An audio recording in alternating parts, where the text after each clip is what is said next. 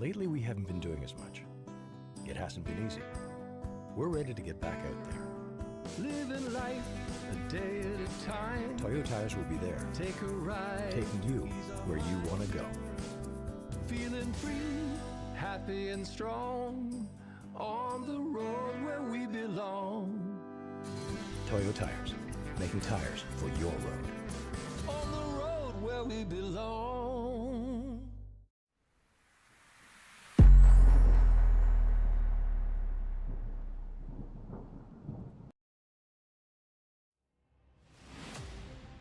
With 3 rounds in the books, the championship heads south to the heart of motorsport culture, Mexico City. Tonight, precision replaces outright bravery as we tackle the Mexico City E-Prix layout. Tight walls, rapid direction changes, and relentless rhythm demand perfection. There's no ocean to fall into here, just concrete, curbs, and consequences. This is a circuit that rewards discipline, racecraft, and absolute commitment lap after lap. In Pro, the points picture remains unchanged at the top. Meniz still leads the way, but the pressure is relentless. Nick Kaldenbev continues to loom large, and Sykes remains firmly in the hunt, ready to capitalize on even the smallest mistake. In AM, it's still McLean who holds the advantage, but Cormier refuses to back down, chipping away at the gap where he can with consistent pace and growing confidence. Adding more intrigue tonight, we welcome back Nick Horvath, a former race winner returning to the grid. Experience, speed, and unfinished business rejoin the championship at a critical moment. The stage is tighter, the margins are thinner, and there's even more significance tonight. This is the final BIS event of the year, the last chance to make a statement before the season takes a break for the holidays. Round 4 is ready to deliver. This is the Toyo Tires Formula 1600 Championship Winter Series presented by BIS, live from the Mexico City E-Prix. Ladies and gentlemen, boys and girls, good morning, good afternoon, or indeed good evening, wherever you may be. This is Daniel Zippy Salmon, and joining me in the commentary booth, the one and only Mr. Reese Gardner, the Southpaw Racer himself, and at the production controls, sadly not on camera, it's Mr. Christian Hill. Yes, indeed, and my framing was slightly off, so that's fixed now. Honestly, this round is one that I've been looking forward to the most this season, Zippy. It is a fantastic track for these cars. It is tight, it is twisty, and the walls are close at all times. It's a Formula E circuit through and through. Let's take a look at the track that we're racing at tonight. Welcome to the Mexico City E-Prix circuit, a compact technical battleground carved into the legendary Autodromo Hermanos Rodriguez. The lap begins with a charge toward turn 1 where heavy braking and tight lines set the tone immediately. Precision on entry is critical. Miss the apex and you're vulnerable. All the way through the opening complex. From there, the circuit funnels into a series of short straights and sharp direction changes. This is where rhythm matters. Too aggressive and you're fighting the car, too conservative and you're a sitting duck. Overtakes are possible, but they must be earned with patience and setup. The defining feature comes as the track dives into the iconic stadium section through turns 13 to 17 in the Foro Sol. Narrow, enclosed, and unforgiving, the walls close in as the cars snake through a technical sequence that punishes even the slightest lapse in concentration. Line choice, throttle control, and trust in the car are everything here. Exiting the stadium, it's all about maximizing the run onto the straights, defending smartly, and setting up moves under braking. There's no breathing room. Traffic, pressure, and strategy collide every single lap. Mexico City isn't about hero corners, it's about execution. Hit your marks, manage the chaos, and survive the intensity. Tonight, precision meets pressure, and only the most complete drivers will rise to the top. This, of course, as you mentioned, Zippy, is the last round of any BIS competition before the Christmas and New Year's period, and so we have a little bit to look forward to regarding the schedule. We're at the halfway point of the season, just about. Absolutely, indeed. We started round 1 at one of my favourite circuits. It was Road Atlanta. Ladies and gentlemen, even making it onto the podium myself. Sorry about that. Silverstone for round 2 before heading to one of your personal favourites there of round 3. Round 4 takes us to Mexico City before round 5 we head to another personal favourite of mine, Alton Park, ladies and gentlemen. Round 6 will see us in Zandvoort, with round 7 taking us to the home of BIS. Ladies and gentlemen, it's Motorsport before the final round of the Formula 1600 season, taking us over to the Brands Hatch. Oh, fantastic stuff. This schedule is, I think, one of my favorites that the F1600s have ever had. It's a wide variety of circuits, a lot of incredible flowing tracks, but also some more technical ones like this one. For this event tonight, it is your usual format. The drivers currently in the middle of 15 minutes of open qualifying, and then we have 2 sprint races. The second of which is going to be with a top 5 grid invert, then a warm-up, and then the final race of the evening where the top 10 are inverted from the results of race 2. It's fixed setup. The drivers can only adjust the brake bias on board their cars, and, well, they have enough fuel to make it to the end. The races here are only going to be 12 laps long, which should take us about 15 minutes. Zippy, how about we see where they stand in terms of the points? Absolutely. Let's take a look at leading the pro is Christian Muniz. He is a real-world Formula 1600 driver, ladies and gentlemen, with Asad Nakatov close behind him, 28 points in the gap. Asad Nakatov having karting experience and indeed recently getting into the wheel of a spec racer Ford. Greg Seitz, he's a bit more of a seasoned gentleman, but he's there in 139 with Clay Morris in 4th and Daniel Cranford rounding out 5th. Having a look at the AM standings though, Alex McLean currently on top with a blistering lead, ladies and gentlemen, 61 points. Huge gap there over Wyatt Cormier, but Robert Covey sadly not able to make it here tonight. He's working the night shift, but he's there in 3rd with Mailman in 4th and Graham Lobban in 5th. Look how close that battle is there between 4th and 5th as we flick over to the team championship. Ladies and gentlemen, PRP Britannia, get in there. Sorry, we're there at the top of the standing by 72 points. Don't ask me how exactly we've done this. With Rust Racing Iron in 2nd, indeed, Britannia iSports in 3rd. But look at the Lima Racing going, closing out 4th and 5th respectively. Fantastic stuff. Fantastic stuff indeed. The grid is set for the first race of the night, so let's get into it. On pole position for race 1, it's Logan Paxa with championship leader Christian Muniz alongside him on the front row. Clay Morris starts in 3rd place alongside Rust Racing's Greg Seitz, and then Asad Nikadam Bev starts alongside Mark McDonald, the reigning champion of the series. Series administrator Michael Broomhead is starting in 7th alongside Mitchell Green, again part of the Rust Racing squad. They've got a lot of cars out there today. Then there's the duo from Lima Racing, John Benvalid and Brady Clapham, rounding out the top 10. As we have a look there, in 11th, it's going to be Cedric O'Brien, the man himself, alongside, welcome back, Mr. Nick Horvath in 12th. Having a look there on row 7 in Richard Swindells and Blah Blah Blah Racing, ladies and gentlemen. And it looks like Reese Gardner on the side of that side pot there, with Wyatt Cormier alongside in 14th. Having a look a little bit further back, Carlos Scarelli is going to be there in 15th alongside Morgan Smith. Hey, he made it. Absolutely fantastic stuff. He's there in 15th, 16th, sorry, with Nicholas Calander in 17th, and indeed Paul Casamajor in 18th. And finally, indeed, Reese, to be honest. Yeah, finally, Matthew Mailman presented. Come on down to 19th place to round out our field. It'll be interesting to see how far he takes it from here, because well, this track is not easy to pass on. So let's see who nails the start and gets into turn 1 first. Green flag flies, and we are away. Logan Paxa with a solid start there. Christian Muniz and Clay Morris will keep themselves rounding out the top 3 there. There was almost an attempt from Greg Seitz to move through, but Asad Nakadam will get him on the exit of turn 1. There's a crash, meanwhile, at the back of the field there, and Nick Horvath, on return, has already towed back to the pits. Swindells getting back up to speed. Yeah, that definitely wasn't the start that these guys were looking for, but Asad Nakadam looking a little bit spicy on the start as they get this Mexico E-Prix layout underway. And I've got to say, it looks like a tight and indeed a twisty circuit there. You can see them cutting across to a different part of the track, ladies and gentlemen. But right now, Greg Seitz, he's currently there in P5 and applying all of the pressure there to Nakadam, but already the top 3 have broken away by about 1.5 seconds. An absolutely astonishing gap already here, and we're not even halfway through lap 1. Yeah, this is looking very interesting indeed for the front of the field, and Greg Seitz at the moment we keep an eye on here, keeping himself in 5th for the moment, but this really twisty section through the stadium really does a number on you. You've got to try and keep the cornering speed up. These cars obviously don't have any wings pushing them down to the tarmac, so you need to have your technical driving ability sorted out for a circuit like this. Back out onto the start-finish straight, and we're ready to start lap 2 of 12. And it's one of the few places where you can actually get something resembling a slipstream around here as Beniz chases down Paxa for the lead. Not that the slipstream's very strong here, Zippy. This track is 2,500 meters above sea level, and so the air is 25% thinner than what we see at sea level.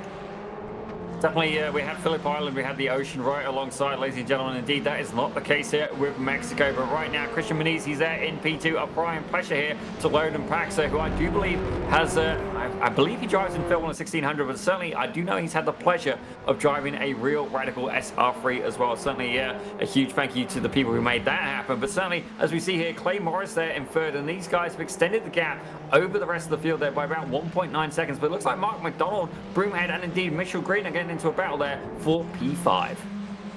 Yes, it looks like a three-way fight, sometimes four-way fight, as Ben-Valid gets into, like, within a second of them.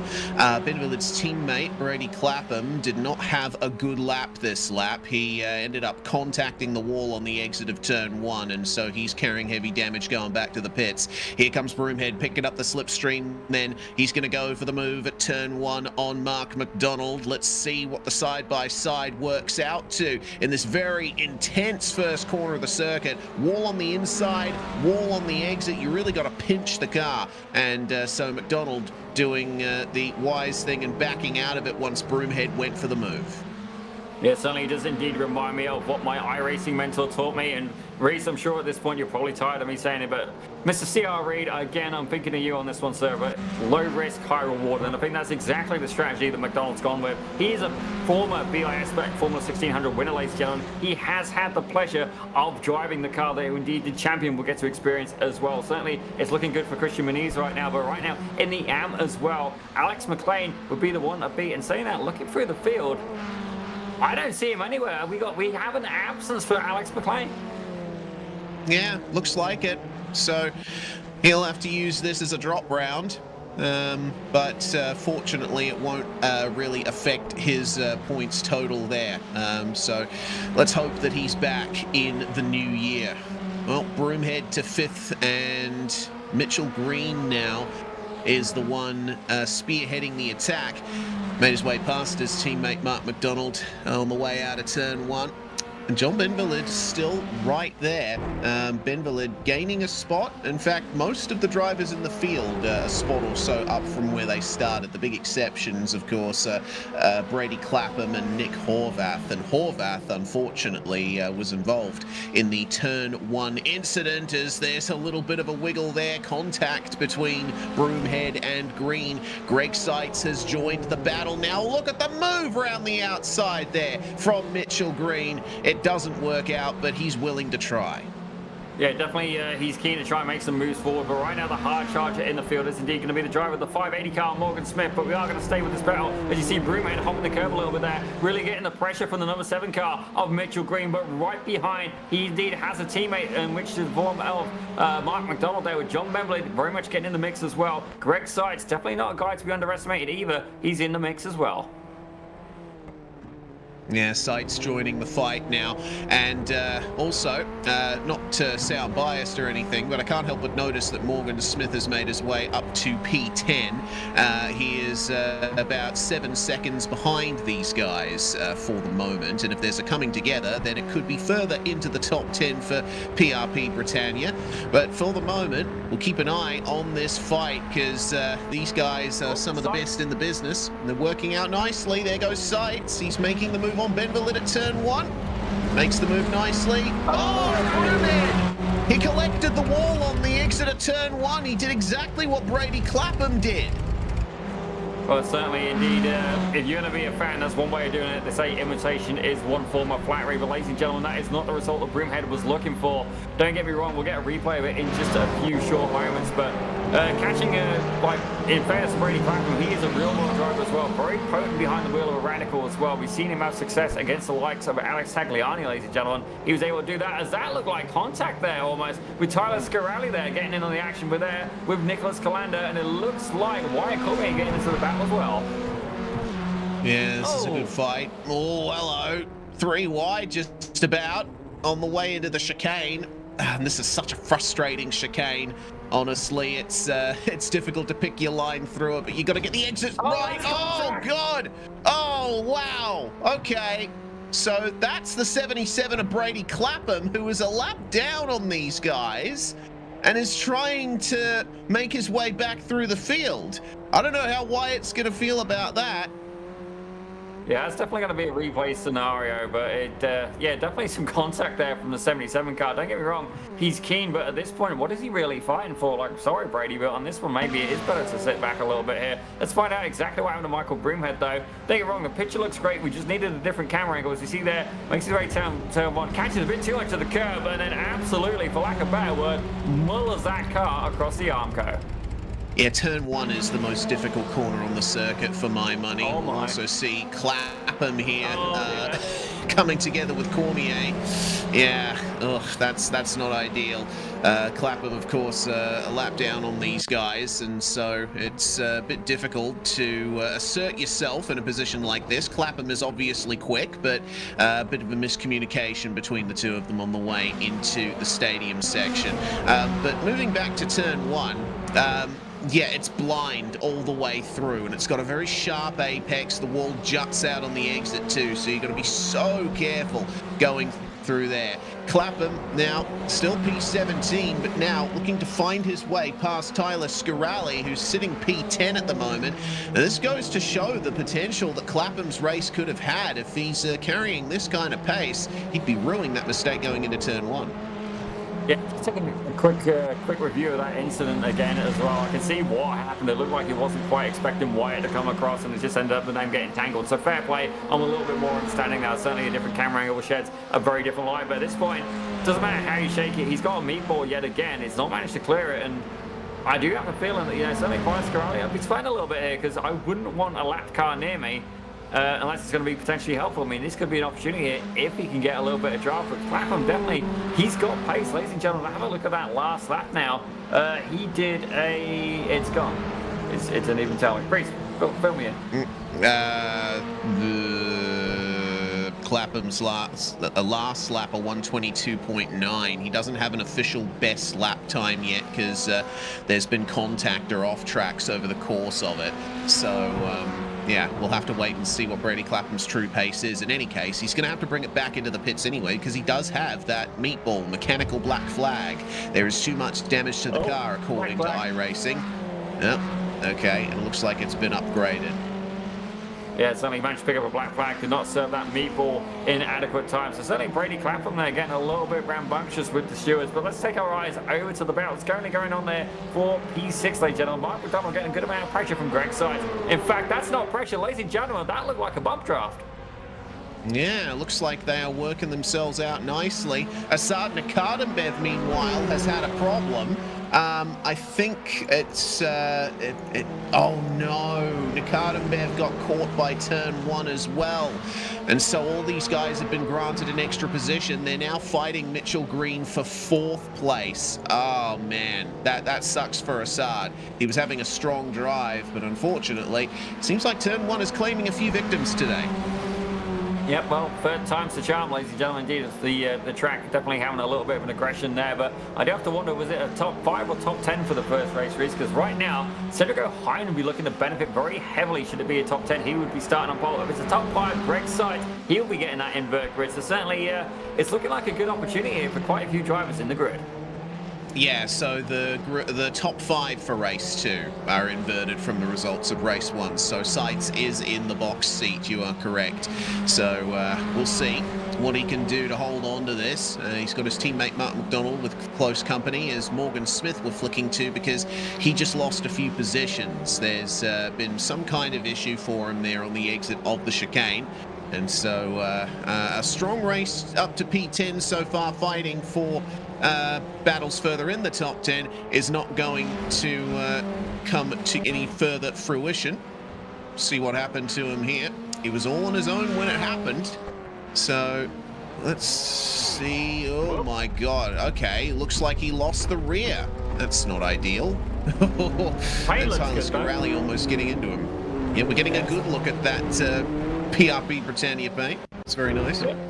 I hate to admit it, but if he drives a bit better, we will say that it's me driving as, oh dear, Assad definitely going a little bit wide there, and thankfully just in the sim, not in the real world, ladies and gentlemen, that is definitely not the preferred line he was looking for. As side by side goes indeed Tyler Scaralli, I believe. No, that's the number 7 car of Mitchell Green, mixed it with John Benvalid, all battling for P number 6. Yes, Benvalid has been quite strong this race so far. It's been impressive to see as he's going to go for the move on McDonald. And now Benvalid sits 5th. He's going to get pole for race 2 if he holds on to that position. And what a fantastic move it was. That section through the Foro Sol, former baseball stadium on the inside of the final corner, is incredibly difficult to get right. Super slow corners and really narrow as well with super high curbs. Moniz in the pits. Yeah, he's been black flagged. He has indeed towed already pit as well. We're going to have to find out exactly what happened, but a bit of smoke coming off the 295 car there. See exactly what happened there. Going through the right-hander, gets a little bit of curb, brushes a little bit wide, and absolutely mullers the left side of that car. Has to bring it down pit road. Oh, no, that's disastrous for Christian Moniz. Remember, he's the championship leader, so he's going to have a... Oh, wow, okay. Wyatt Cormier having his own problems as well. He falls back to 12th place as a result of this, and man, a lot of drivers... Oh, it's gotten worse for him on the exit of turn 1. Cormier's out. I gotta say, Mexico almost feeling a little bit like a street circuit in some places, but how the tables have turned. Ladies and gentlemen, Morgan Smith now getting up there and battling with Cedric O'Hine, and indeed Richard Swindell's ahead. Now, don't get me wrong, Morgan Smith and Richard Swindell's both PRP commentators at times, ladies and gentlemen. I do have to wonder, are we going to see some rivalry here? To quote Richard Swindell's, he may not be fast, but he will indeed last, and indeed that's exactly what's happening, as right now he is keeping the endurance going in this, albeit this 11-12 lap race, ladies and gentlemen, and trying to hold off the PRP car behind him of Morgan Smith. Yeah, this is a Formula E circuit through and through. It does have that street circuit feel to it. And so you need to be incredibly careful of those Tech Pro barriers, of the concrete walls, the way the curb spits you out of this turn here, where we had the problem for Christian Moniz. And, well, this is really the only open part of the circuit when you come around to the start-finish area, and you can use a lot of this runoff area too, as long as you keep 2 wheels on the curb. Smith makes the move on Swindell's, who yields coming into turn 1. That's too deep. Oh, no. Smith's out too. Yeah, I don't think he's going to get away with that one. Don't get me wrong. It's got my name on the car, ladies and gentlemen, so definitely drive it like you stole it. And indeed, he was indeed caught. PC plot there getting into it. Let's see exactly what happened here. It's the 580. Goes to make a move up on the inside. Gets a good bit of overspeed there on Swindell's. Gets ahead. Gets the place and just absolutely leans it a little bit too far. Understeer and pretty much aim for the tree on that one, ladies and gentlemen. It just completely missed the braking point, unfortunately. Maybe Swindell's threw him off a little bit, lifting off like he did. Well, it's the final lap now for the drivers at the front of the field. O'Hien has found his way back to 9th. He's still fighting with Swindell's for that crucial 8th place. And there's been further movement in the top 5 battle as well. Mitchell Green managed to grab P5 as Benvalid has moved forward to 4th. So there's quite a few moves that have been made here. O'Hien going to get the white flag this time by, but race leader Logan Paxter, Zippy, is in the final sector as we speak. It's definitely been quick. It's certainly able to pull away 2.8, almost 3 seconds in this race so far. Absolutely brilliant race for him and a good points haul as well. Clay Morris will be happy to get a P2 as well. Greg Sides really falling back as well, ladies and gentlemen. 18 seconds in the gap, but fair play. The driver of the 316, he's had good battles here before with Moniz, Christian Moniz, and not on this occasion, as he has indeed written race 1.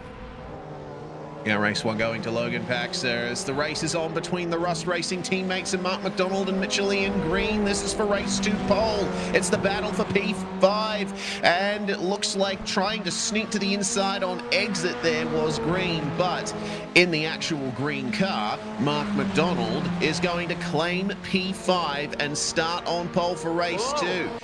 All side by side across the line, but That's going to be the end of it there. That first timing line they get to out of the final corner is the finish line. So only just grabbing it was our number one car. And with that, we just need to wait for the last few cars to come across the line. Yeah, definitely. There's no team tactics when it comes to getting that invert grid. That's absolutely massive. And I've got to say, I can't fault McDonald there for fighting for that. I know I certainly would. But indeed, Nicholas Colander and indeed Christian Muniz still yet to cross the line, ladies and gentlemen.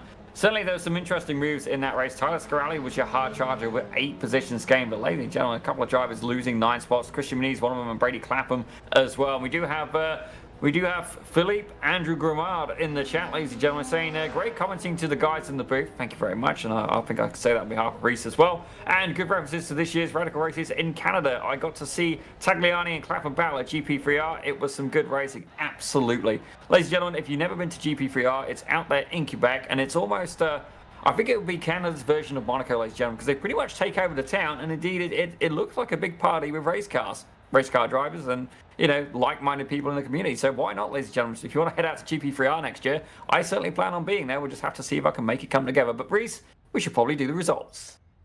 Yes, we should. Logan Paxer taking the win with Morris, Seitz, Benvalid, and McDonald rounding out your top 5. Flip them, and that is your top 5 for the start of race 2. From there on, it's going to be where they finished is where they'll be starting. Mitchell Green in P6 with Scaralli in P7. Swindell's taking the AM class win there, despite pressure from Ohio late in the race. And Nicholas Colander rounding out your top 10. Christian Muniz, the last car to finish on the lead lap, and we had tows and retirements from Nakatembev, Broomhead, Smith, Horvath, Cormier, Mailman, Casamager, and Clapham. A bit of a chaos-filled first race there, but now we are on the grid for race number 2. As I pointed out, it's basically just a top 5 invert and everyone else starting where they finished. But this is a big opportunity here for McDonald. He wants to try and elevate his position here. Being a former champion, he's got a lot of form behind him. Absolutely, and indeed, don't get me wrong, I'm sure he wouldn't say no to driving that Formula 1600 again, ladies and gentlemen. No, I'd certainly want to have a go on. Actually, looking at the AM standings, I think I may have to just resign myself out of the booth and just get out on track. But being a little bit of a princess when it comes to track choice, which does make that a little bit more challenging. But certainly, if you do want to go faster, ladies and gentlemen, check out the Almeida Racing Academy. Certainly, we've got a sale on at the minute. $25 gets you the full membership, ladies and gentlemen. By all means, check that out for our members over at the ARA. Give our good friend Swalio some love, and indeed, make yourself a bit faster. But right now, we are going to get ready for race 2 here in Mexico City for the E-Prix layout, ladies and gentlemen, and indeed the BAS Formula 1600 Championship with Toyo tires. Oh yes, this Toyo Tires Winter Series has been nothing but non-stop action, and we're about to see more of it here as the revs rise on the grid, and McDonald will lead us away. A consistent start from our front runners, and it looks like it's going to be orderly for the front 3 into turn 1. Some slight competition for P4. Morris keeping Paxer behind him. Once again, at the back of the field, there's quite a few drivers running wide, but they all make their way through turn 1 this time. That's a good start. Well, you say that Nicholas Colander, the driver of the number 5 car, has picked up a black flag. I do have to wonder if he jumped the start, but already you can see a huge gap emerging there from about P3 back, ladies and gentlemen. Looks like Clay Morris has already managed to clear him by about 0.8 of a second. So obviously the starts start to be quite potent here, ladies and gentlemen. They've already a 2.2 second gap between P6 and 7. Obviously fighting side by side, really detrimental at this circuit. Oh, looks like McDonald missed a gear on the exit of the chicane. He's under attack now from John Benvalid, who's going to try up the inside. No, he backs out of it into the stadium section. Oh, okay, yeah, there's been a problem for Nakatembev, for Colander. Cormier is falling down the order as well. Something's gone very wrong indeed. Nakatembev has towed back to the pits again. Oh, no, it's just not going well for Assad. Second place in the championship, and he needed a good result here today to keep that championship hope alive. Well, he's going to have to work a bit harder in the second half of the season now, as the fight is on for the lead and for third. Moving up the inside is John Benvalid on Mark McDonald, and now Clay Morris joins them. They're going to go 3 wide for the lead of the race. Oh no, McDonald goes around. He manages to recover it, but now Morris moves through to the lead. Benvalid falling back to second. Logan Paxter up to third, now up to second as he makes the move past Benvalid. This is a crazy race at the front already. I'm still wondering how on earth did they get away with that. That looked like it was going to be a complete write-off, and indeed confetti Formula 1600 spread across the track, but indeed every driver managed to survive that. Don't get me wrong, we've seen a bit of movement in the positions, but right now Clay Morris out there in the lead, very aggressive, I've got to admit. Clay Morris usually a little bit more reserved here, as you see Mitch Green trying to make a move a little bit further back, ladies and gentlemen. Right now indeed the Super Rust Racing teammates are now getting a bit of pressure there from Christian Muniz as well, but right now Clay Morris, he's got the lead. Can he hold it from Logan Paxter? And indeed, can Paxter find his way up to the top of the grid? Nicholas Colander still needing to serve that black flag, currently back in P16. Yeah, well, looks like Nicholas just came through the pits to get some damage repaired, so he's going to have to come back out, do another lap, and come straight back into the lane and drive through it to clear that black flag. So the end of lap 1 then. Clay Morris leads from Logan Paxter, and it looks like Mark McDonald may be suffering some issues there on the way out of the final corner as well. Out of the pits comes Asad Nakadenbev just in time for our leaders to come through. It is on between Mitchell Green and Christian Muniz. Meanwhile, remember Muniz finished in P12, had a disastrous race 1, and it looks like he might gain another position here as well. No, that's Morris around. How on earth did that happen? That took us all by surprise. Yeah, I'm starting to wonder if it's maybe a little bit hot over there in Mexico. Indeed, the driver's struggling for grip. Indeed, like 7 cars out of 19, ladies and gentlemen. That is a pretty high attrition rate for wrecked cars. Indeed, Paul Casamanger as well. He's gone into an incident as well. He's picked up a meatball flag. So definitely Mexico City claiming a few victims. Something happened with Morgan Smith and indeed Wyatt Cormier as well. All sorts of chaos happening, but right now Logan Paxter somehow has managed to find his way up to the front of the grid, ladies and gentlemen. Started back in P5. John Beverly about 1.5 seconds back, but right now the Hart Charger, and this is probably not going to surprise anybody, ladies and gentlemen, the 77th car of Brady Clapham has made its way up to P8, ladies and gentlemen, P19. Yeah, very nicely done from Clapham on the back of Scarali here to try and claim P7. He's got a couple of seconds to the battle pack from 6th to 2nd, so he's going to need to find some incredible pace here to make his way up. But it looks like Scarali's going to make this one easy for Clapham and for Nakadenbev as well. Maybe not Nakadenbev. Nope. All right, well, Assad's going to have to work his way past some other way. Speaking of Assad, let's have a look at what happened to him here on the first lap. Trying to move into the stadium section, locked wheels with... Oh, I think, was that Sights that he made contact with, or... Colander. Colander, yeah, that's right, yeah. Nicholas Colander. Just interlocking wheels there. And, you know, it's difficult to avoid incidents like this. It's such a narrow track, and... You're trying your best to keep the speed up through the corners. It's very easy to do. Meanwhile, this is what happened to McDonald. The 3 wide and a little bit of contact. And things got even worse for Clay Morris on the next lap. It was a very bizarre incident that Morris had with Logan Paxter. Look at this. Yeah. Very weird. That is like, I don't know how that started. Like, that's a complete mystery to me, but him being dragged along like that was clearly some weird netcode contact. But like right there on the exit, like that's just bizarre. That's so weird. It's like he's twerking, Reese. Planking, maybe? Unfortunately, we can't make it rain. So, oh dear. I'll go get my wallet. We'll do it on stream. That's fine. The 74 of Greg Sights getting involved with all of that as well. Another replay of Broomhead here up behind Mark McDonald, making the move on his teammate Scarali. Looks like another bit of contact that is just bizarre at the end of the day. So it looks like, well, I mean, this series is always one where drivers barely leave any room for error, but I think they might have to start giving each other a bit more space, considering how the track seems to be affecting the racing here. Definitely the track being very, very aggressive. It's almost like somebody's gone and upset somebody in the local community there. It's like they're just waving a magic wand, and indeed the cars are having an issue. But I've got to say, Clay Morris there with the most... it's almost like it was a Mercedes and doing like the bunny hop thing, but it only had it on 2 wheels. Pax has hit the wall out of turn 1. Now leader's crashed. Oh, mullered. We're going to need a replay Yeah, again. Sorry, that's done. Wow. Yeah, Christian's stream deck is probably smoking at the moment. This is ridiculous. Paxa, I think, is trying to get it moving potentially, but man, this was in the lead. Caught the grass on the way to turn 1. I think that set his trajectory off to a poor start anyway, but understeer and into the wall. Man, it always sucks when something like that happens. You're in the lead, you're not under much pressure, and all it takes is one slight mistake and your race is done.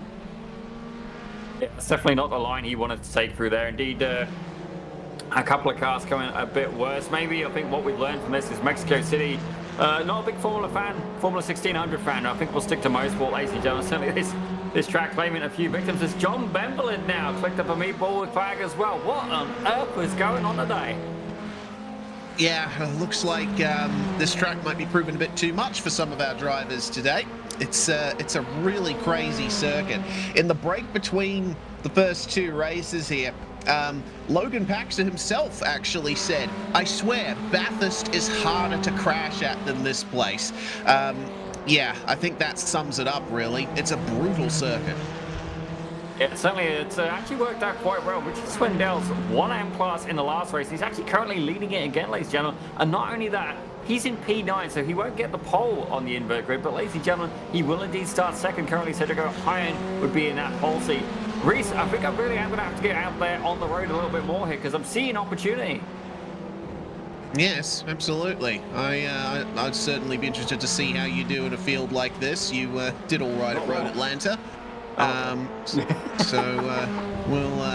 We'll see going forward.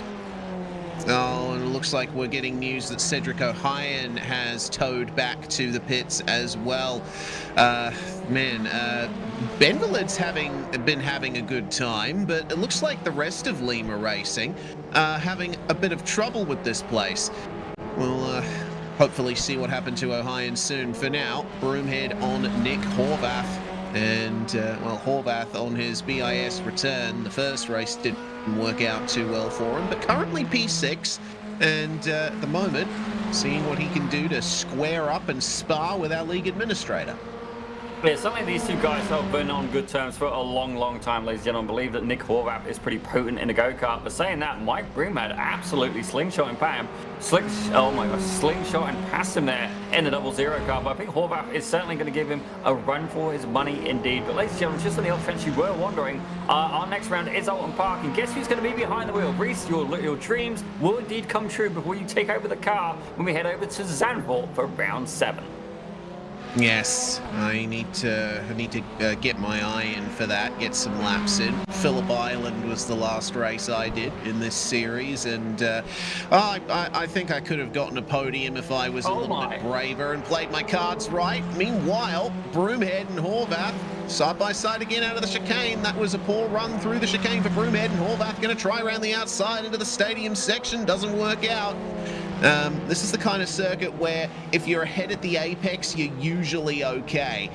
You just got to worry about the wall on the exit. Well, ladies and gentlemen, I do have another update for you. I was keeping an eye on the timing screen between Brady Clapham and Mitchell Green, and they both simultaneously have picked up a black flag. Ladies and gentlemen, something has occurred further up the field. Both these drivers, 4th and 5th with a black flag. That's going to cause absolute chaos in the standings. But as it stands right now, Assad Nakadenbev, despite that incident, would actually be starting on pole for the final race of the day, assuming Mitch Green and Brady Clapham drop out of the top 12. Yeah, it looks like it. So Clapham and Green touring through pit lane at the moment. Oh, God, wow. So that's the reason why we see them in the lane. It looks like 2 separate incidents. Yeah, certainly a little bit unfortunate there, as indeed Cedric O'Hyan having a little bit of a whoops there. Definitely a few drivers Turn 1 is not the best of friends there, but thankfully he is back out and back on the road, ladies and gentlemen. But right now in the hot seat, Mitch Green still has to serve a black flag, ladies and gentlemen. So Clay Morris may indeed inherit that black flag, inherit that invert grid right now. He's there in P11, but Christian Muniz, despite starting in P11, has managed to make his way to the top of the food chain. He's leading the race by about 5.2 seconds with Greg Seitz in second, and indeed Mark McDonald in third. But the closest battle on screen right now is indeed going to be between Tyler Scaralli and Nick Horvath, as Broomhead is pretty much clocked out at this point.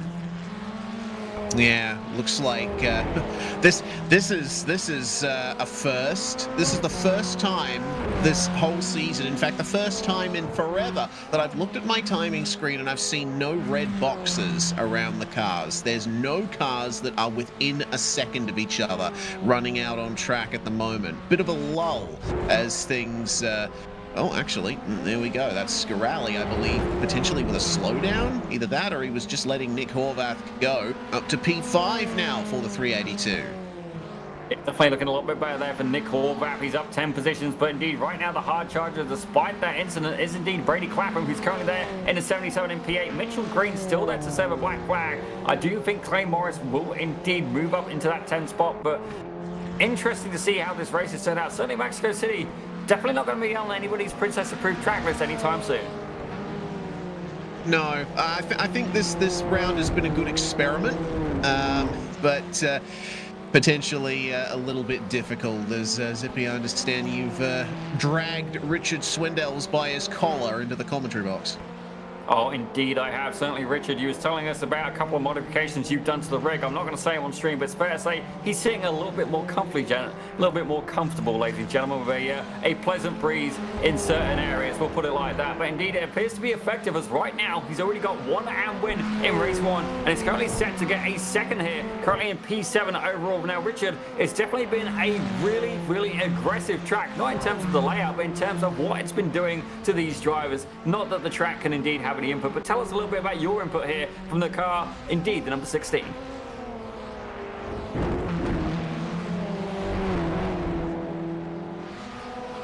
Can you guys hear? Because I can't. He's lighting up in Discord, but we're not hearing anything through the sound. Well, I'll tell you what, we will indeed pick up with him a little bit later. We'll get him fixing this mic during the walk, ladies and gentlemen. Indeed, he's going to have his handful, as in that looks like a car right behind him, ladies and gentlemen. Blah, blah, blah. So move Mr. Reese Gardner on the side of that car. Currently has a 36 behind, a Cedric O'Hine, albeit a lap down. Yes, indeed. Certainly nice to still have a presence on the grid, despite being up here in the comms box. Swindells at the moment involved with a car that is trying to make up time. Cedric O'Hine there. They're not fighting for position. These two are fighting for position, though. Horvath and Scaralli. And we will see what they can do here in the last couple of laps. So Scaralli taking a slightly tighter line here on the way through the final corner. Horvath giving him the room to the inside. Looks like they're going to have a fun fight over the last single lap, actually. It is the final lap. White flag is out for race 2 here in Mexico City, and it is on for P5. In fact, that's the only position we're looking at the moment in the entire field that is being fought over. There goes Horvath up the inside of Scaralli. Yeah, it definitely is a battle of wills when it comes to just trying to make a pass here at Mexico City, but right now Christian Muniz about 7 seconds ahead, and starts terrible news there for Scaralli. Number 15 gets a little bit loose on the back end. Good news there for Richard Swindells. He's able to capitalize on that, and realistically, Scaralli getting away quite lucky there. Only loses one position with Brady Clapham being about 5 seconds behind, but indeed Christian Muniz, he's led this race and indeed done a fantastic job, up 10 positions, ladies and gentlemen, but not the hard charger. Second in command for that, as he does indeed bring it across the line for the second time this evening, ladies and gentlemen, or indeed the brings it across the line for the second race of the evening, the morning, or indeed the afternoon, wherever you may be, as indeed a talented driver nonetheless. Here we go then. Back to the top for Christian Muniz after race 1 did not go his way. And strong podiums from Greg Seitz and Mark McDonald, getting 2 Rust Racing cars onto the podium in race 2. There's Nick Horvath going across the line for P5. That's a nice recovery from where he was at in race 1. Scarali with 2 7th place finishes so far tonight, so he's got a bit more to build on for race number 3. But what I'm really interested in for this race 2 result is where Clay Morris and Mitchell Green have ended up. Remember, it's a top 10 invert, and Clay Morris is about to cross the line to finish in 10th place. So he may have had a massive, very strange problem in race 1, but every chance that Clay Morris here is going to be starting on pole for race number 3. Yeah, it definitely looks like he's managed to get that in the bag. Indeed, he has been pushing incredibly hard tonight. I almost have to wonder as well, you know, because the track kind of, oh boy, that was close at the end of the race there. I do have to wonder if the setup's maybe a bit low, maybe a couple of cars getting caught in, maybe it's a bug at the track or in this particular layout. I'm not sure, but you can see here the fans out in droves, ladies and gentlemen, to watch alongside with your finest in here in the chat, ladies and gentlemen, and indeed us in the commentary booth. My name Daniel Zippy7, and indeed Reese Gardner providing the commentary there. Yes, indeed. Well, you know, this race thus far, or this night thus far, has been, I think, a brutal one, I think is the best way to describe it, because we, the amount of incidents I've seen, a bit more than I expected. These cars are difficult to drive, and this track is difficult to get right, but yeah, the drivers certainly needing to keep their eyes on stalks today. Yeah, definitely. It's been a very much a lot of attrition for a lot of these drivers, and certainly if you haven't got the pace, or indeed you're struggling for pace, this could be a great opportunity for you to really score some points. I'm thinking that's generally how I drive, ladies and gentlemen, and I need to get on the Almeida Racing Academy. I need to do that, but certainly, you know, I do have to wonder: have we got people over driving? Do we have like a little bit of a anomaly here at Mexico? Like it's kind of hard to call it. But Reese, before we get too excited, let's take a quick message here from one of our lead sponsors. It's Toyo tires. Lately, we haven't been doing as much. It hasn't been easy. We're ready to get back out there. Living life a day at a time. Toyo tires will be there, Take a ride. taking you where you want to go. Feeling free, happy and strong. On the road where we belong. Toyo tires, making tires for your road. On the road where we belong.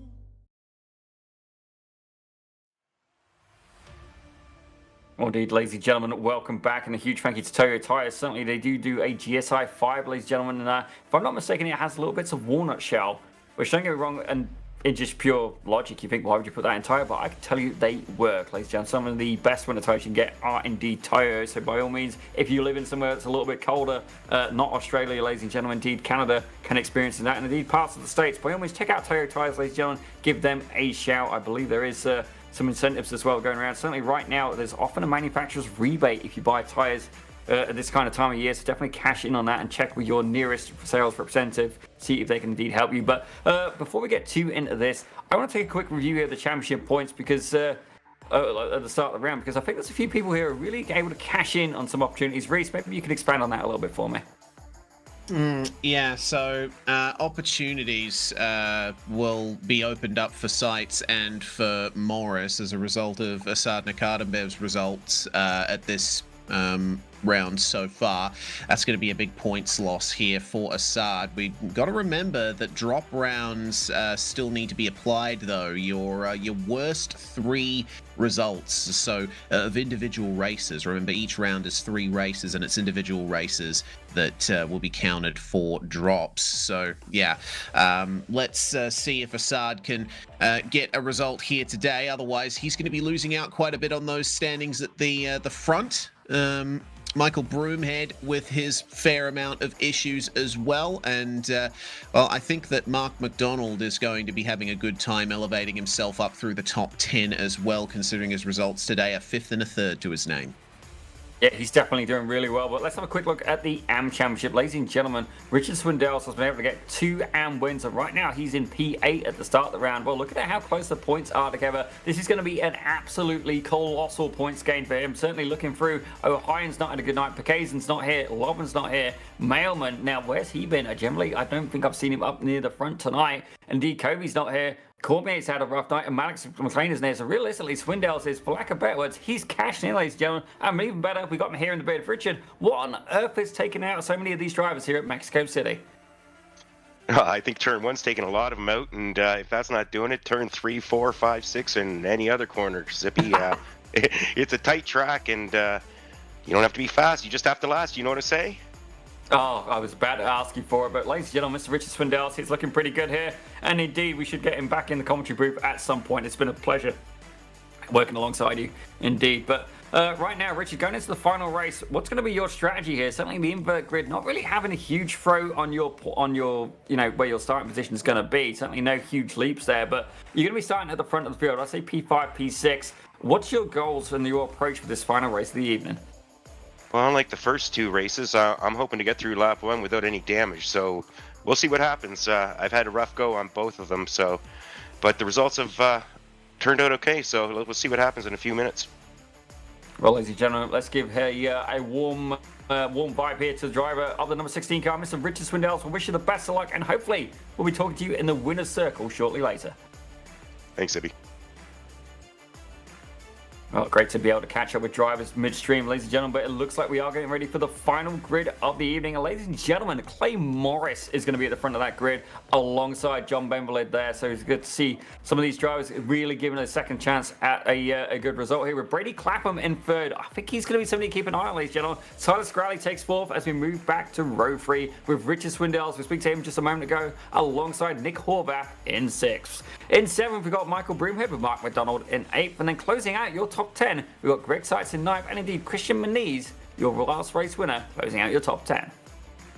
Mitchell Green wants to get another top 10 today, starting 11th alongside Asad Nakademev, who's still looking to finish a race tonight. Logan Paxer, meanwhile, crashed out of the lead of race 2, starts 13th alongside Cedric O'Hyan, with Nicholas Colander and Paul Casamager rounding out your 8th row of the grid. Mailman and Smith on row number 9, and Wyatt Cormier on his lonesome in 19th place all the way at the back of the grid.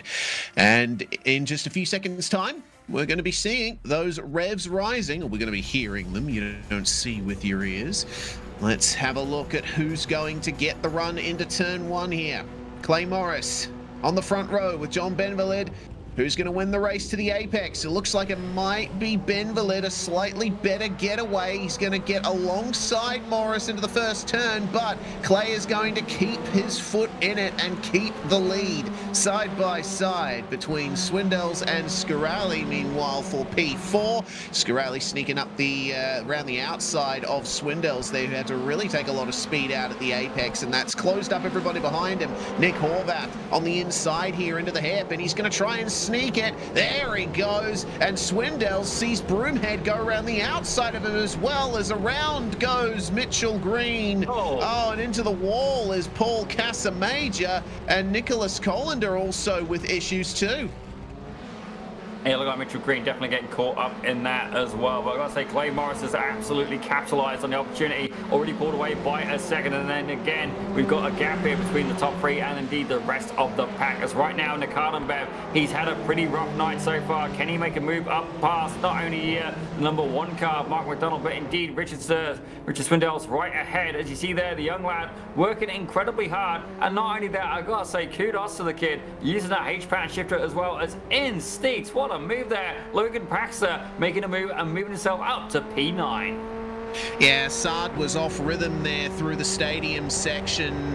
Once you get offline through one corner here, you're basically having to defend for half the lap. So he's lost positions to all of these guys in the short term, but he'll certainly be right on the pace here as they're side by side ahead through turn 1. A car crash. That's Scirelli that's gone around there, and it looks like Nakademev going to make the move on 1 car. Maybe he'll get his way past these 2 as Mark McDonald and Logan Paxter aren't leaving each other alone at the moment. Nikardenbev trying to sneak up the inside of the hairpin once again, but it's so tight, it's so slow, he can't take any advantage.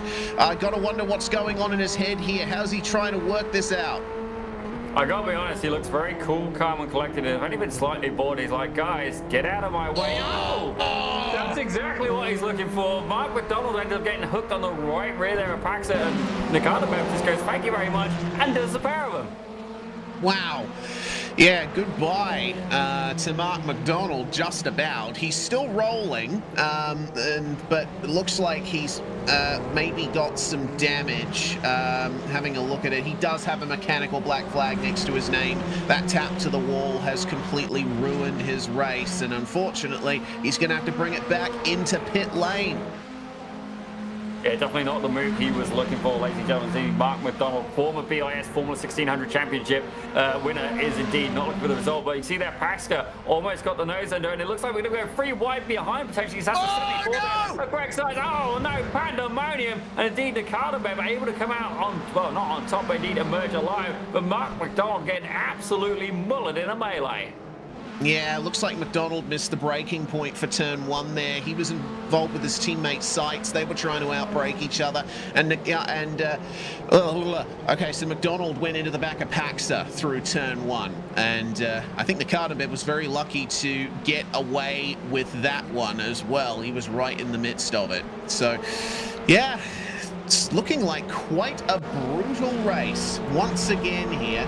And checking out the entries tab, I have mechanical black flags next to Mark McDonald, Tyler Scarelli, Matthew Mailman, and Paul Casamager. Yeah, I think that black and orange flag is very popular here today.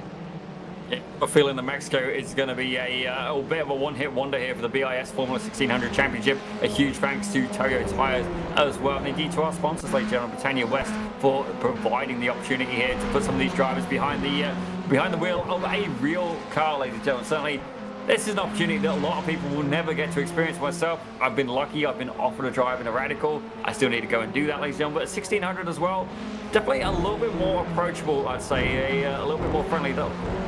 A bit less power, a bit less car, but certainly a lot more twitchy. And indeed, I think definitely something you can really develop your skills as a driver. Indeed, this is one of the grassroots categories that drivers go to on their way up to IndyCar, to Formula One, to all sorts of major international series, and for very good reason. This car teaches you the basics and forces you to really rely on your mechanical grip. I'm so glad that they never put wings on these cars, because that would have changed things up quite a bit. Well, keeping an eye out on fortunes throughout the field, Logan Paxter and Wyatt Cormier are your hard chargers. Cormier is up 8 positions as things stand in 11th. There has been no change for the top 3 though, and it's working out quite well for Lima Racing. Benbalid and Clapham are running 2nd and 3rd.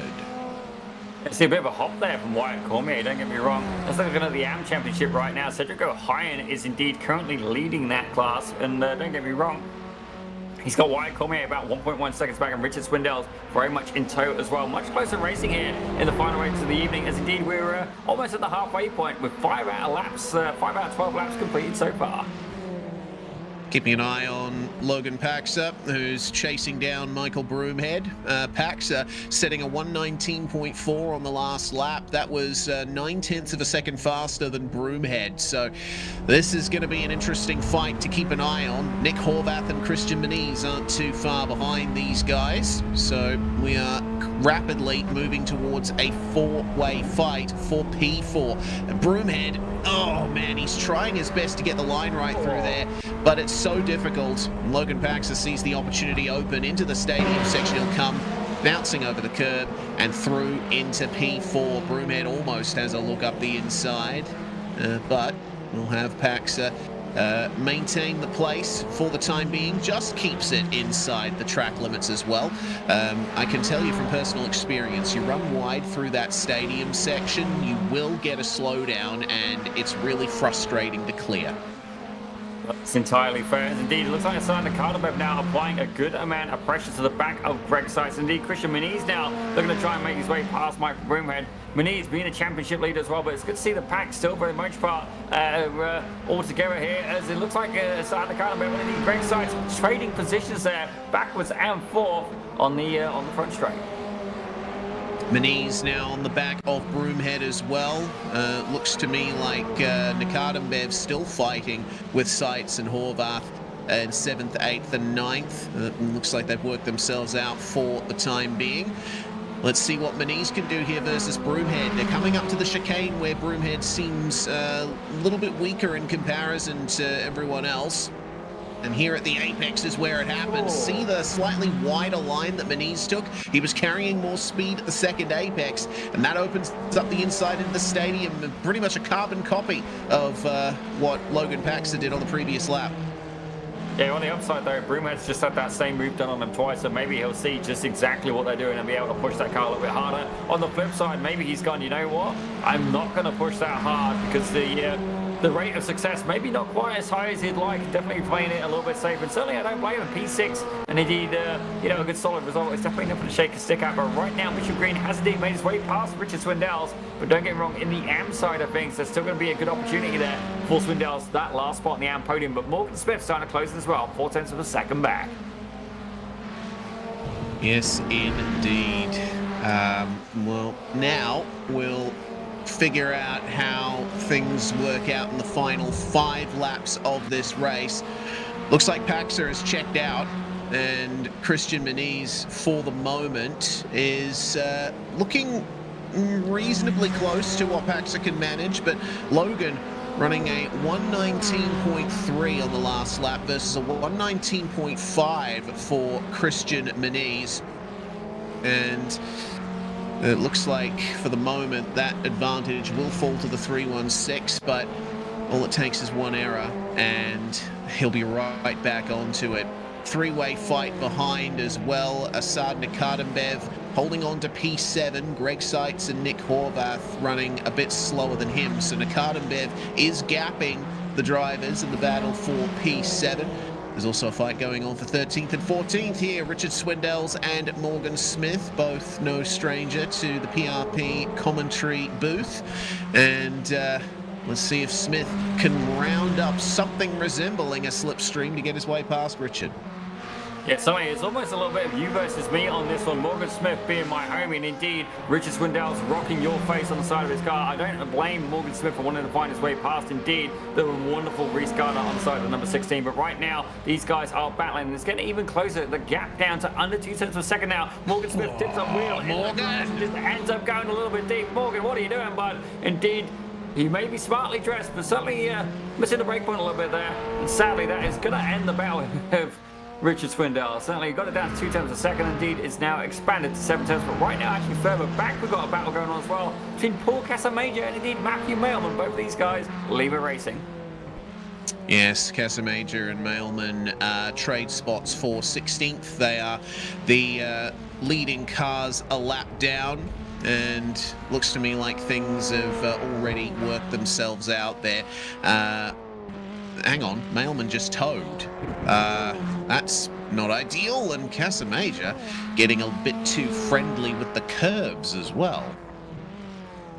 Yeah, definitely some interesting things going. Indeed, let's take a quick look then. A couple of other battles we've got going on, ladies and gentlemen. It's right now, Clay Morris has pulled away 8 seconds, ladies and gentlemen. But right now, John Bemberlin, he's looking like getting a good result there in second. Brady Clapham, teammate as well. It's looking like a very good day for Lima Racing. Currently second and third here in the podium, ladies and gentlemen. And indeed, John Bemberlin and Brady Clapham knowing each other in real life as well. Both of these guys would have been around the Radical track as well. Certainly, 2 Lima race cars are, if you were lucky enough to see them, without a doubt, the most beautiful radicals on the planet. And both of them rocking Pit Road Productions logos, ladies and gentlemen, so definitely go take a quick look at that. And indeed, BIS logos certainly on one of them as well. Yeah, love that crossover with the real-world Canadian racing scene that we have here at BIS. These guys are maintaining things nicely. They have to keep an eye out, though. There's going to be 3 laps to go, when they cross the line. Logan Paxer and Christian Muniz are running anywhere from a second to 1.5 seconds faster than these guys every lap, and the gap is only 2.5 seconds. So they might have to face off against Paxer and Muniz on the final lap. Let's wait and see how this works out. Well, I got David Paxer in the chat wondering if indeed Logan can catch up to these guys, and it's certainly possible, but you got to wonder as well, has he got enough time there? It looks like a defensive move there by Bentley. No, slow down. Might be a slowdown there for Ben Belid. I'm not seeing a black flag next to his name. Maybe it's a tactical trade. I'm not entirely sure.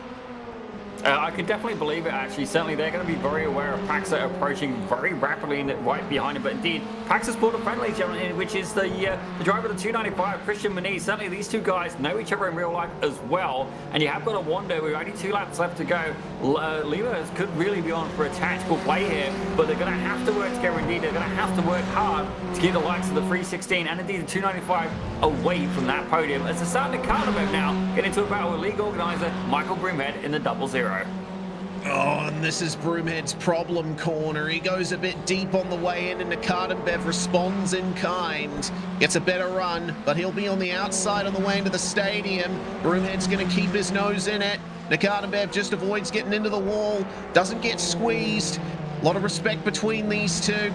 And Assad Nakardimbev will get the move done on Michael Broomhead once again, as they're about to cross the line to make it 2 laps to go. This is such a great fight that we're seeing between Nakardimbev and Broomhead, and Michael is really pushing things. They are joined by Greg Seitz now. It's going to be a 3-way fight for P6. Penultimate lap begins for these drivers, and I can confirm Clapham and Benvalid have been joined by Paxer and Muniz. It's a 4-way fight for second, and the other 2 cars, the trailing 2 cars, are much, much faster than the 2 ahead. Oh, look at the defense there from Benvalid playing rear gunner for Brady Clapham.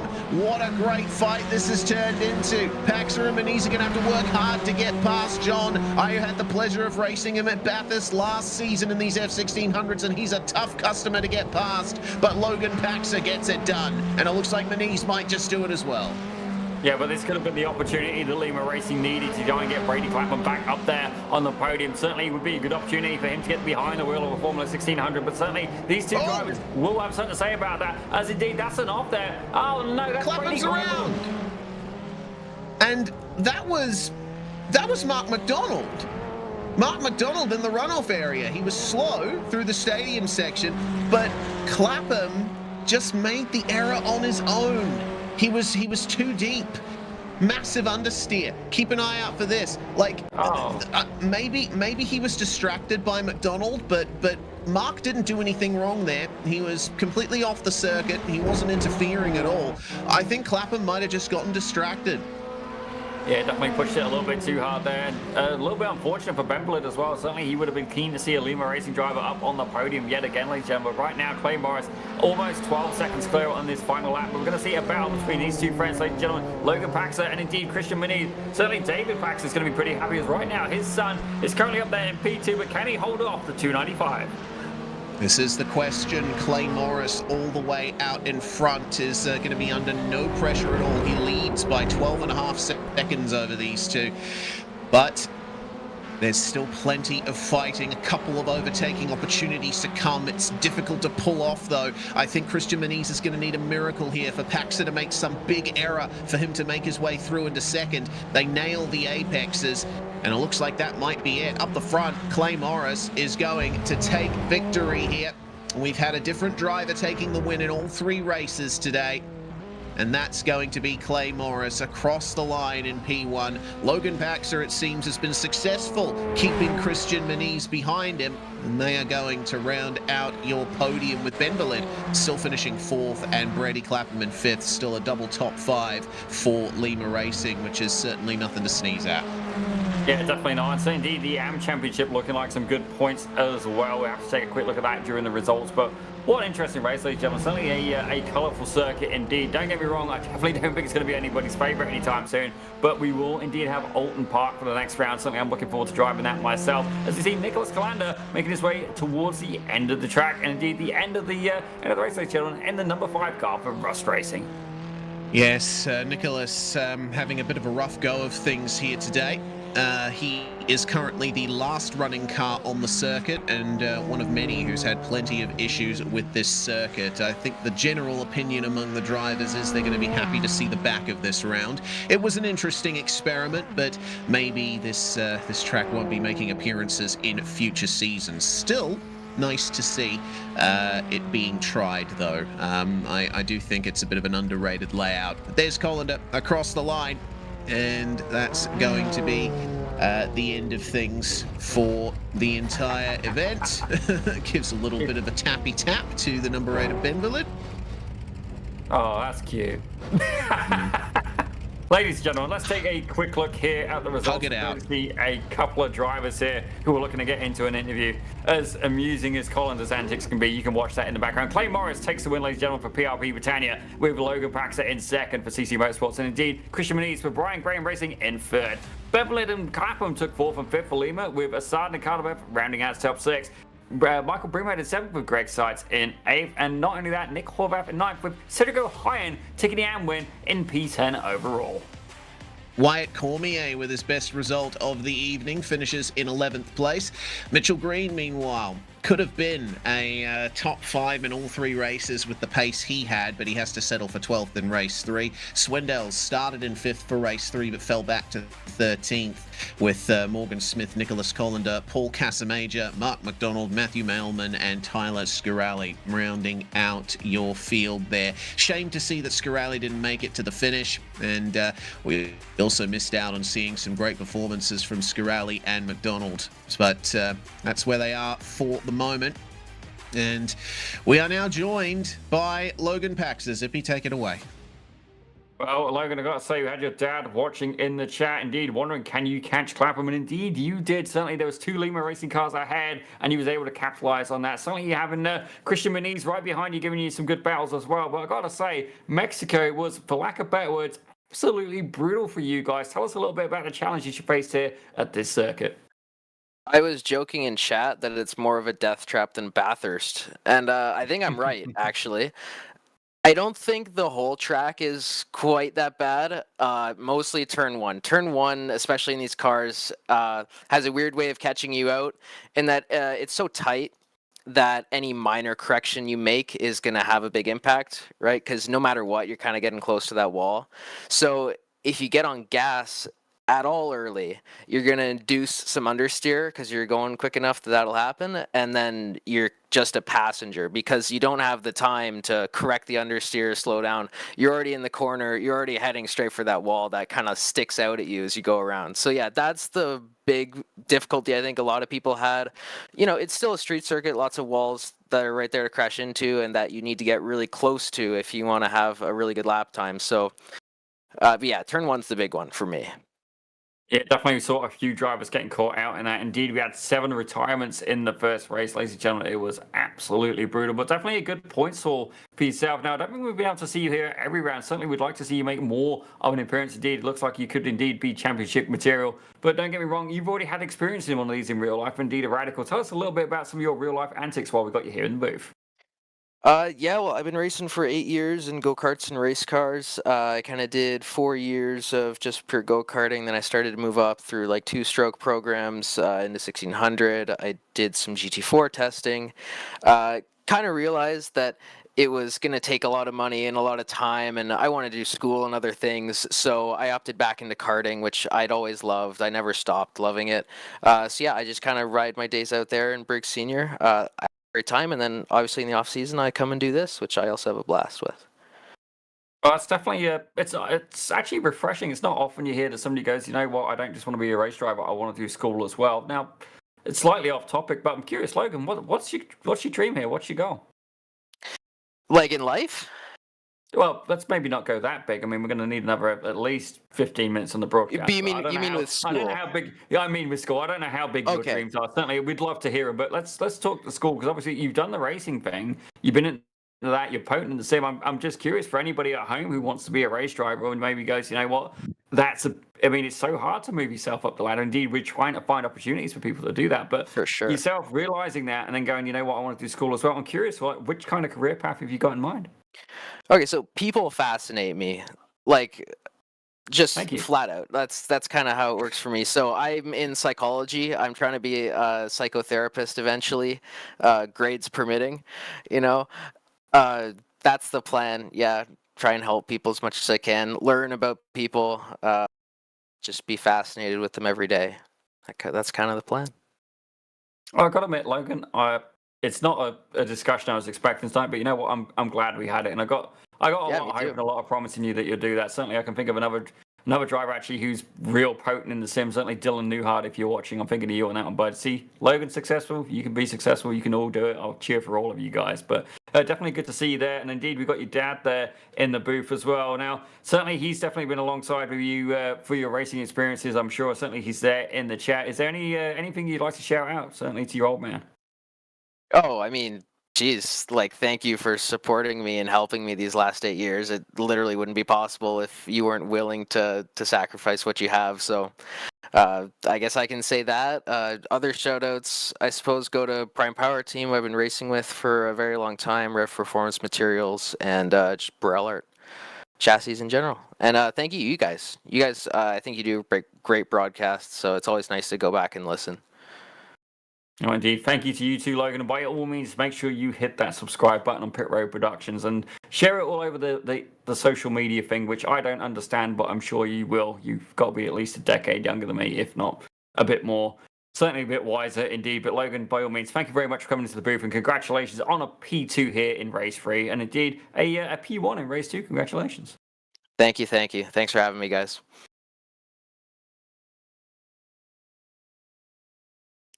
Well, we are joined now by Clay Morris, who won the final race of the day, but it wasn't entirely smooth sailing the entire way through, Clay. Zippy's already talked at length with Logan about how the track was and how it worked out. What about from your perspective? It was very easy for this track to turn on you.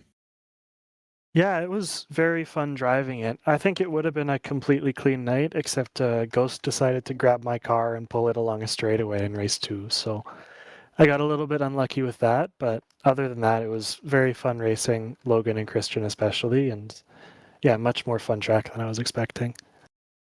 Yeah, it is a good layout, and I think it suits these cars very well.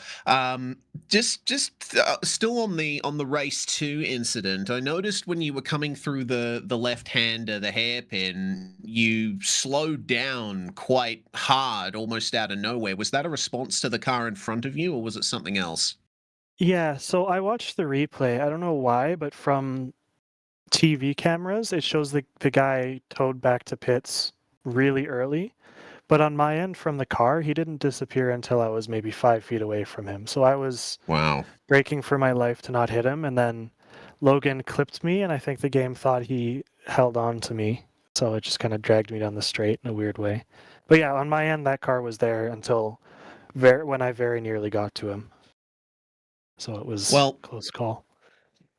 Well, regardless of the issues that you faced earlier on in the night, you do round off this event as the last BIS winner of 2025. We're going on a break over Christmas and New Year's, and I suppose you'll be focusing on coming back refreshed for the second tilt, last 4 rounds of the season. We go to Alton Park first. What are you expecting from that? Alton Park will be fun. This is a track that I've always really, really enjoyed. It's a track I've been generally strong at. I just have to focus on not hitting the tire bundles, which are like a sack of bricks on iRacing. So as long as I can stay out of those, I think it'll be a good race. All right. Well, big thanks for joining us, Clay. Is there anyone else you want to thank before we let you go? I'll just thank Robert and Wera for kind of getting their livery on this car. That was nice to have, and thank you to Mike as always for running the series. Always a good time. And thank you to you guys for putting on the show as well.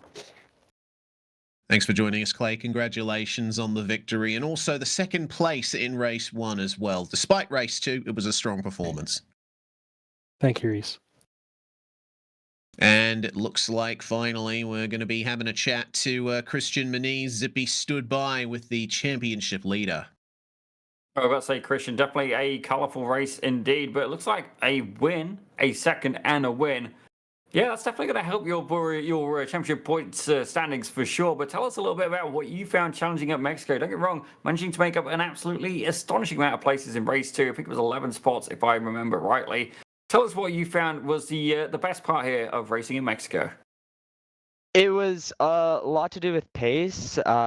Being able to make it through the pack from 11th to 1st was obviously a big part of it. But again, just surviving. You know, I mean, you saw countless crashes. Like usually the past few rounds, it's been clean. Front runners, even mid pack, it's rare to see huge crashes. But it felt like almost every race somebody was either topping a wall or lap cars or something like that. So it just came down to making the right decisions racecraft wise and trying to survive for the whole 20 minutes. But sometimes it worked out in my favor, sometimes it didn't. But overall, happy with how today went. Yeah, certainly staying on the podium the entire evening is definitely a pretty good haul. But Christian, I do remember you are pretty potent in the real world as well. Tell us a little bit about your real world racing experience here and how it really has an impact on your sim racing as well.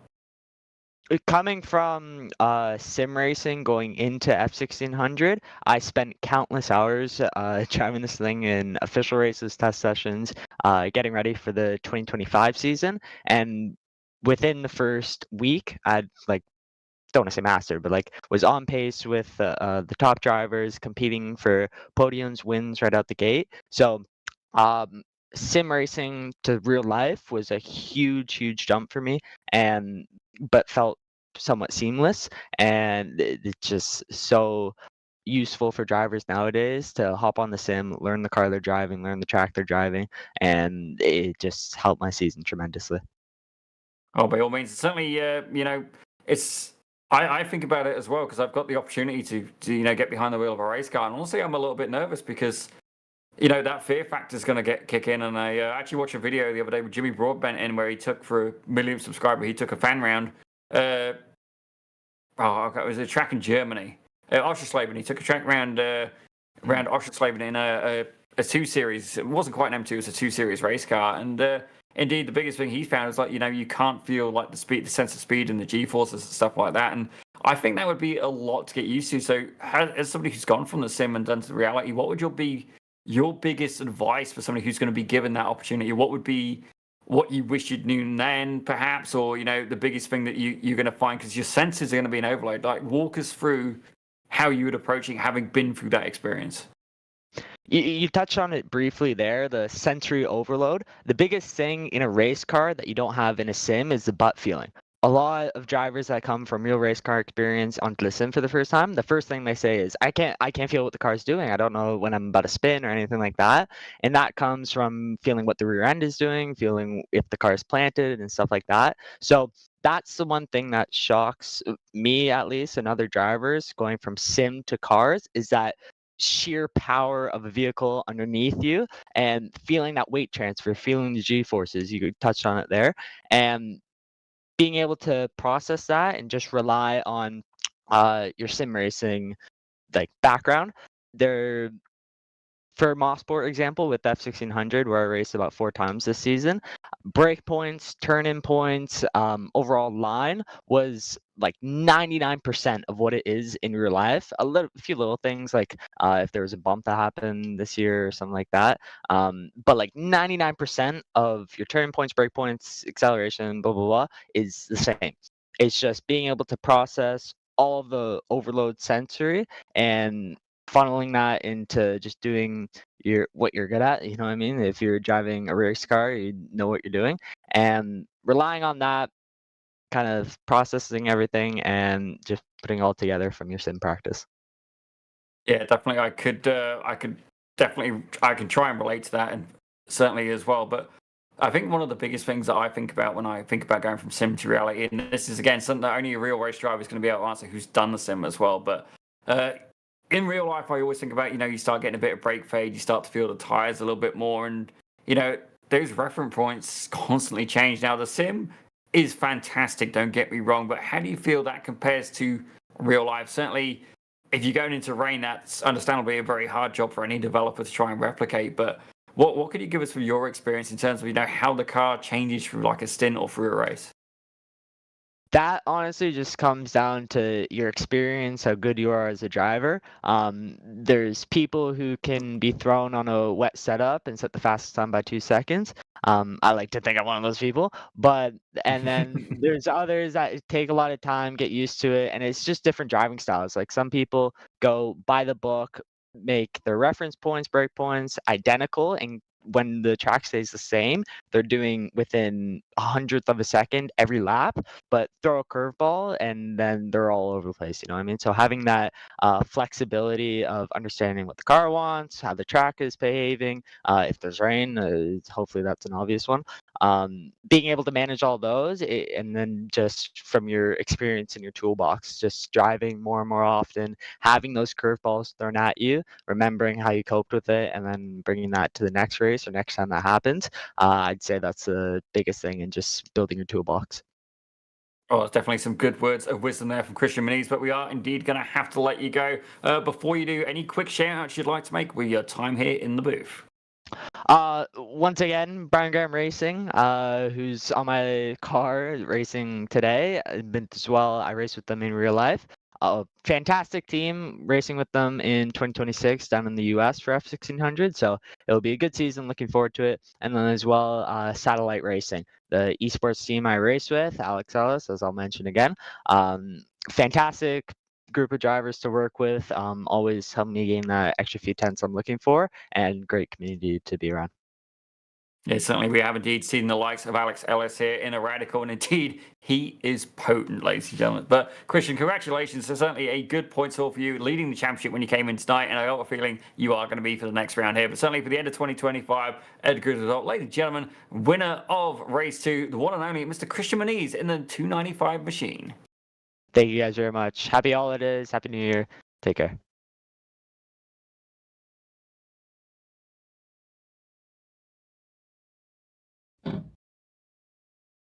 Well, I've got to say, ladies and gentlemen, subtle hint to my colleague Reese there, but he's going to be a gentleman and let me go. But I was giving a subtle hint to you.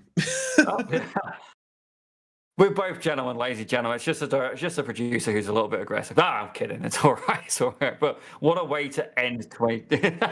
You didn't hear that. At least I hope you didn't hear that, ladies and gentlemen. A good bit of spice here at the end of the show. And indeed, at the end of 2025 for BIS, it's been an absolute belter. Don't get me wrong, Mexico, a little bit of a hit and miss round for a lot of these drivers. And indeed, a bit of a mix-up for a few. But certainly myself, I'm glad I didn't have to drive that one. It looked incredibly challenging. And certainly hearing from the drivers who are particularly potent as well, it was challenging. Turn 1 being absolutely brutal. But indeed, we got more to look forward to, ladies and gentlemen. The next round is going to indeed be at Alton Park. You're going to have the pleasure of probably Morgan Smith here in the commentary booth with Reese Gardner, as I'm going out on the track, ladies and gentlemen. But if you want to see that, January 14th, indeed, we're going to put Morgan here in the booth. But Reese, I've got to say, BIS 2025, it's been pretty good so far. What do you expect to see from 2026?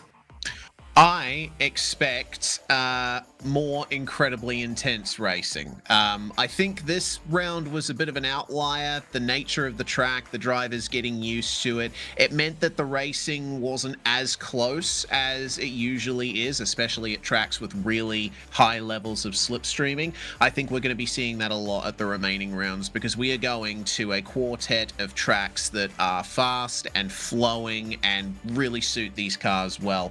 I do think that Christian Moniz is going to have to be looking over his shoulder, because he may still have the championship lead coming out of this round, but he's going to have a lot of competitors trying to take the fight to him. So rest up over the Christmas break and come back refreshed, because we're going to get right back into it in January.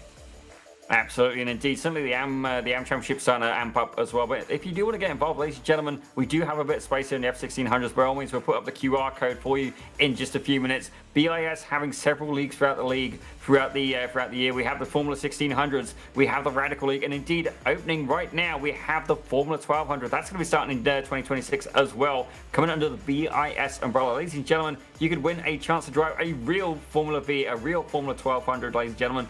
It's another sim to reality experience, and indeed, you think the racing is closer than the 1600s? Wait till you see these. Less power, well, a lot less of everything, but indeed, the racing is absolutely phenomenal. Expect to see 2-3 wide race finishes, ladies and gentlemen, by all means. But certainly, you're going to have to wait for that, and indeed, we're going to have to see you at the next round. My prediction, me eating a tire wall in a Formula 1600. That's what I expect to see, but hopefully I'm be wrong. There's that QR code at the bottom of the screen. You need to scan that with your phone, or indeed check out BIS on Discord. We'd love to have you on board, but thank you very much for joining us this evening. Indeed, hit that subscribe button, ladies and gentlemen. We'd love to hit 1,000 subscribers by the end of the year. We've got about 2 weeks to do it and about 104 subscribers to go. Share it with your family, share it with your friends, share it with your grandma. I don't mind who, ladies and gentlemen. We'd just love to see you join us here in the chat as well. We do keep an eye on it. But thank you very much for watching. My name is Daniel Zippy Salmon, and joining me in the production booth today, the one and only Mr. Reese Gardner, the Southpaw Racer himself. Hiding behind the camera, ladies and gentlemen, you can't see him, Mr. Christian Hill at the production controls. But thank you very much for watching, and we'll see you very soon here for more of the BIS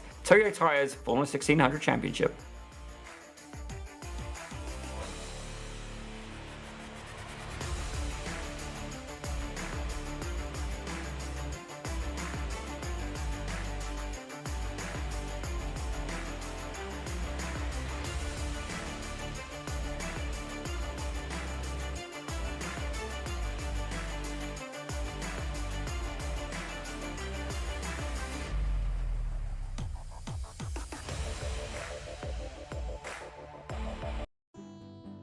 Lately, we haven't been doing as much.